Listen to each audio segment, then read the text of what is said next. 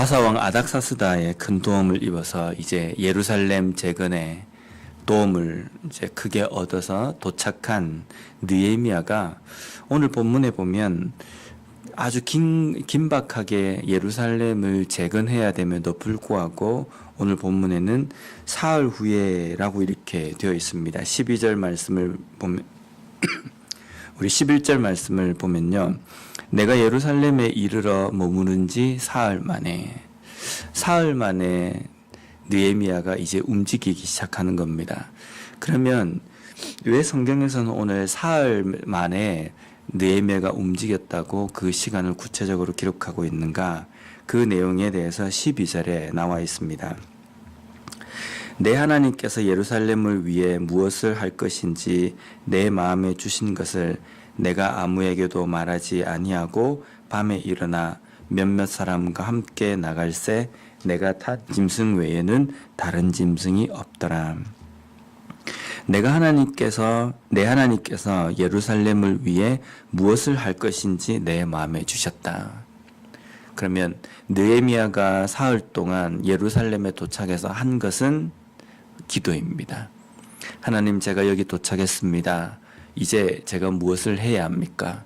그 기도 중에 하나님께서 느헤미야 마음 가운데 예루살렘에서 무엇을 해야 할지를 가르쳐 주셨다는 겁니다. 우리가 소위 말하면 하나님 앞에 기도를 했는데 하나님께서 기도의 응답을 주셨다라는 이런 표현입니다. 그런데 이런 그 기도의 응답을 듣고 난 다음에 느헤미야가 어떤 행동을 하는데 그 행동에 대해서 오늘 보면은 아무에게도 말하지 아니하고 몇몇 사람과 함께만 밤에 살짝 일어나서 이제 예루살렘이 어느 정도 회폐가 되었고 어떤 식으로 이것을 재건하면 되겠는지를 보는 행동을 오늘 본문에 기록을 하고 있습니다. 우리가 하나님 앞에 어떤 기도의 응답을 받았다라고 이야기하고 싶어지잖아요. 그렇죠? 내가 하나님께서 내 마음 가운데 이런 응답을 주셨습니다. 하나님께서 나에게 이런 음성을 들려주셨습니다. 근데 우리가 이 응답, 하나님께서 들려주신 음성, 근데 하나님께서 응답을 주시고 하나님께서 우리에게 음성을 들려주시는 것 결코 이상한 일이 아닙니다. 왜냐하면 하나님께서는 전지전능하신 분이시기 때문에 우리에게 그러한 것들로 말씀해 주실 때도 있다는 겁니다. 그러나 우리가 은사 부분에 대해서 이야기할 때도 보면 하나님의 말씀을 받는 우리가 부족하고 연약한 자들이기 때문에 때로는 내가 하나님의 음성입니다 라고 이야기하고 그대로 행동했는데 그게 아닐 때가 있다는 겁니다. 왜냐하면 교회 안에서 하나님의 음성, 응답, 때로는 신비적인 어떤 것, 그런 것에 대해서 좀 어떻게 보면은 찬반 논쟁이 많지 않습니까? 이것을 적극적으로 그거 해야 한다. 또 때로는 그게 아니다. 근데 그런 이야기와 논쟁이 있는 이유가 하나님의 응답, 하나님의 음성이라는 그 이름 아래 행해진 모든 것들 중에 잘못된 것들이 너무 많다는 겁니다. 내가 기도해 보니까 하나님께서 이렇게 하셨다. 그래서 했어요. 근데 그게 아닌 거예요. 그게 아니면 하나님의 이름, 하나님의 음성, 하나님의 응답이라고 이야기하고 주어진 것들이 행해질 때에 교회 안에 그것들로 인하여서 어지럽고 시끄럽게 된다는 겁니다. 그래서 내가 만약에 어떤 응답이나 음성을 들은 것 같다라고 생각이 들 때는 조용하게 정말 하나님께서 이게 나에게 주신 것인지 하나님께서 주신 음성인지 아니면 내 생각인지를 조용하게 내 삶에 어떻게 이루어지는지를 봐야 된다는 겁니다.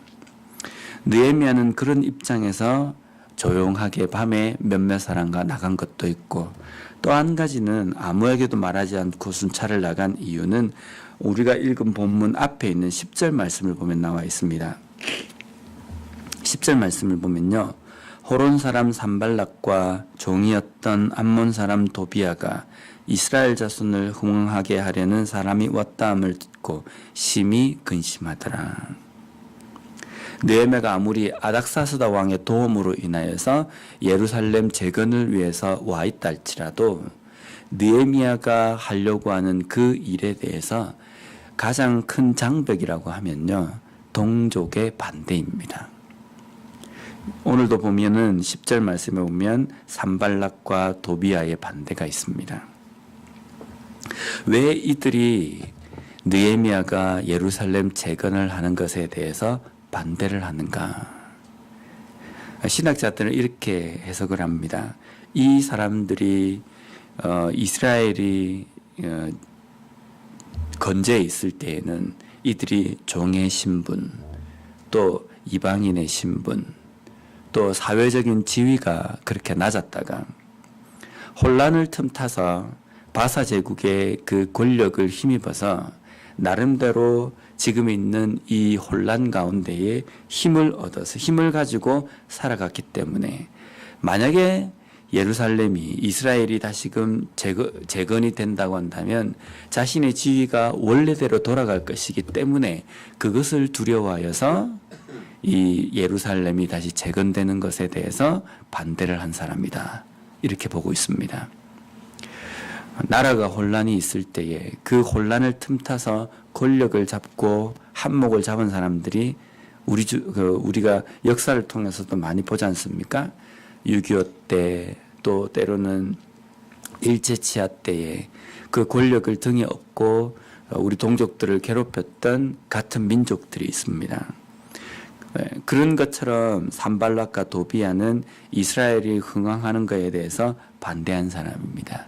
이렇게 반대하는 사람이 있기 때문에 느헤미야가 그들의 반대 가운데 어떻게 행해야 될지를 하나님께서 지혜를 주심으로 인하여서 조용하게 그 일을 어떻게 진행해야 할지를 하나님께서 느헤미야에게 방법, 지혜를 주셨다라고 이렇게 봅니다. 이런 모습은 이 산발락과 도비아의 이런 모습은 느헤미야의 모습과 다르지 않습니까? 왜냐하면 느헤미야는 아닥사스다 왕의 그 궁에서, 수산궁에서 술 맡은 관원입니다. 권력이 아주 높고 자기 현재의 그 삶에 대해서는 부족함이 없는 위치입니다. 근데 그럼에도 불구하고 그가 걱정한 것은, 그가 힘쓴 것은 예루살렘의 재건입니다. 근데 예루살렘이 다시금 재건되고 나라가 독립이 되면 느헤미야는 다시 남유다로 예루살렘으로 돌아와야 됩니다. 예루살렘으로 돌아오면 이전에 자기가 누렸던, 바사 제국에서 누렸던 그 권력은 사라질 수 있어요. 어쩌면 더 안 좋게 변할 수 있지만 그럼에도 불구하고 느헤미야는 나라의 재건, 예루살렘의 회복을 위해서 힘쓴다는 겁니다. 그러한 느헤미야의 모습과 산발락과 도비아의 모습은 다르다는 겁니다. 한국에서 사역할 때 이런 일이 있었습니다. 보통 보면은 교회의 부흥, 교회의 회복 이런 것을 이야기하면서 좀 이렇게 막 기도하고 막 갈망을 합니다. 근데 한 교회에 이제 그 하나님께서 그 교회가 부흥을 시켜달라, 하나님 많은 사람이 올 수 있게 해달라라고 기도를 했는데 사람들이 하나둘씩 새 가족들이 막 몰려오는 겁니다. 처음엔 교인들이 막 좋아했어요. 근데 시간이 지나면서 새 가족들이 들어와가지고 교회에 등록하고 그 사람들이 교회 일선에서 일을 하고 은혜를 받아서 일을 하고 막 그러니까 기존에 있던 교인들이 불만이 막 생기기 시작한 겁니다. 왜 불만이 생겼냐면 자기들이 일을 하고 있는데 자신들의 그 위치가 자꾸 밀려난다고 생각하는 겁니다. 새 가족들이 와서 일을 하니까 자꾸만 거기에서 밀려나는 겁니다. 그러자 이제 그 원래 있던 기존의 교인들이 거기에서 이제 텃세를 부리면서 교회 안에 시끄러워지고 또 분란이 일어나는 것을 본 적이 있습니다. 우리가 부흥, 회복이라고 이야기하는 것, 우리가 그것을 위해서 기도하지 않습니까? 기도할 때 부흥과 회복은 무엇으로부터 시작이 되는 겁니까? 나 자신으로부터 시작이 돼야 되는 겁니다.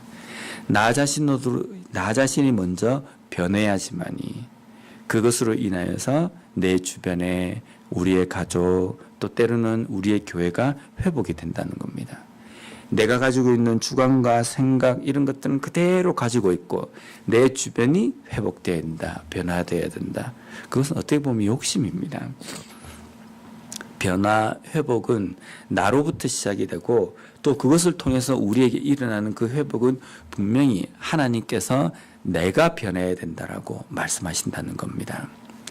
우리가 교회를 위해서, 교회 회복을 위해서, 부흥을 위해서 기도할 때 때로는 목사인 저에게도 만약에 회복이 되었을 때에 새로운 어떤 환경이 될 때 제가 가지고 있는 생각과 가치관들을 바꿔야 될 때도 있습니다. 제가 가지고 있었던 지금까지 해왔던 어떤 생각 이런 것들 행동이나 이런 것도 바꿔야 될 때가 있다는 겁니다. 근데 그것은 그대로 고수하고 회복만 있어라 라고 하는 것은 우리 욕심이고 어떻게 보면 이기적인 것이라는 겁니다. 내 가족과 내 삶에 그리고 우리 교회의 회복, 우리 교회의 부흥은 나로부터 시작이 되고 내가 변화되는 것으로부터 시작이 된다. 이것을 우리가 잊지 않았으면 좋겠습니다. 다시 밤에 비밀리에 시차를 나간 느헤미야의 눈에 보인 상황들은 느헤미야가 전해 들은 그 이야기대로 심각했습니다. 무너지고 불타고 길은 막히고 그래서 그런 가운데 느헤미야가 함께한 사람들에게 이렇게 이야기합니다. 17절 말씀입니다. 후에 그들에게 이르기를 우리가 당한 곤경은 너희도 보고 있는 바라. 예루살렘이 황폐하고 성문이 불탔으니 자 예루살렘 성을 다시 건축하여 다시 수치를 당하지 말자 하고. 여기 보면 느헤미야가 함께한 사람들, 부흥과 회복을 위해서 힘쓰려고 함께 동력하는 사람들에게 뭐라고 이야기하느냐면요. 예루살렘 성을 건축하여서 다시 수치를 당하지 말자 하고 예루살렘이 지금 회파되어 있는 이것이 자신들의 수치라고 이야기합니다. 왜 수치입니까? 예루살렘이 이렇게 황폐하게 된 것은 남유다 백성들, 하나님의 백성들이 하나님의 말씀을 듣지 않은 이유 때문입니다. 신앙에서 떠나서 악한 삶을 살았기 때문에 예루살렘이 회파되고 하나님께서 이렇게 만드신 거라는 겁니다.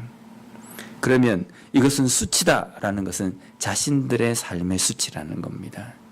얼마나 하나님의 백성이 하나님의 말씀을 듣지 않았으면 예루살렘이 이토록까지 황폐가 되었는가.